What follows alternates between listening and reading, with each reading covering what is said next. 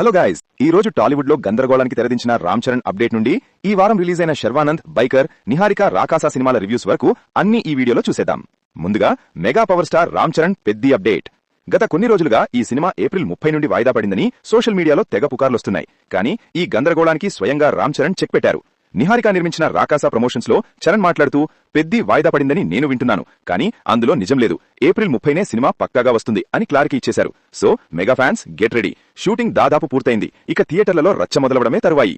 ఇక రివ్యూస్ లోకి వెళ్తే ముందుగా biker. India's first motocross film గా వచ్చిన ఈ సినిమాలో శర్వానంద్ హార్డ్ వర్క్ ప్రతి ఫ్రేమ్ లో కనిపిస్తుంది. ముఖ్యంగా ఆ మౌంటైన్ జంప్ ఎపిసోడ్ మరియు క్లైమాక్స్ రేస్ విజువల్ గా అదిరిపోయాయి. సౌండ్ మిక్సింగ్ కూడా చాలా రియలిస్టిక్ గా ఉంది. అయితే స్టోరీ పరంగా చూస్తే మాత్రం చాలా రెగ్యులర్ గా అనిపిస్తుంది. నాన్ లీనియర్ స్క్రీన్ ప్లే వల్ల ఉండాల్సిన టెన్షన్ మిస్ అయింది. రేసింగ్ లవర్స్ కి నచ్చే ఒక యావరేజ్ స్పోర్ట్స్ డ్రామా ఇది. మరోవైపు నిహారిక ప్రొడ్యూస్ చేసిన రాకాసా. ఈ సినిమా ఒక ఇంట్రెస్టింగ్ ఫ్యాంటసీ కామెడీ. నరబలి అనే ఒక కొత్త పాయింట్ తో కథ మొదలవుతుంది.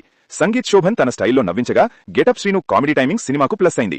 ముఖ్యంగా క్లైమాక్స్ మాత్రం చాలా బాగుంది, ఎమోషనల్ గా ఎండ్ చేశారు. అయితే ఫస్ట్ హాఫ్ లో కథ ఒక్క దగ్గరే ఆగిపోయినట్లు ఫ్లాట్ గా వెళ్తుంది.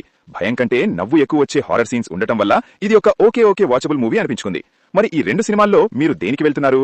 రామ్ చరణ్ పెద్ది కోసం ఎంతలా వెయిట్ చేస్తున్నారో కింద కామెంట్ చేయండి. అందరికంటే ముందుగా రివ్యూస్ కావాలంటే మన ఛానల్ ని ఇప్పుడే సబ్స్క్రైబ్ చేసుకోండి.